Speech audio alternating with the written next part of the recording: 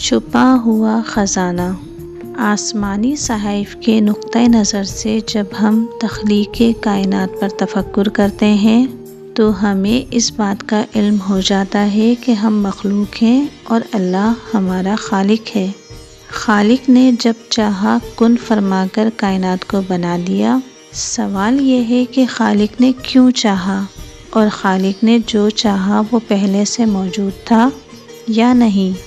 اگر خالق کا چاہنا موجود تھا تو وہ کہاں تھا، اور خالق نے کائنات کیوں بنائی؟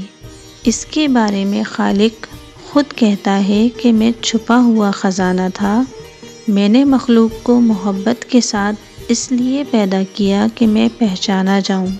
مخلوق جو کچھ اور جس طرح موجود ہے اس کی موجودگی کے بارے میں بھی خالق خود بتاتا ہے کہ میں نے مخلوق کو اپنی صفات پر پیدا کیا۔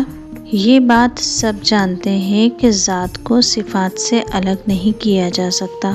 صفات ذات کے اندر موجود ہوتی ہیں اور صفات سے ہی ذات کا تعارف ہوتا ہے۔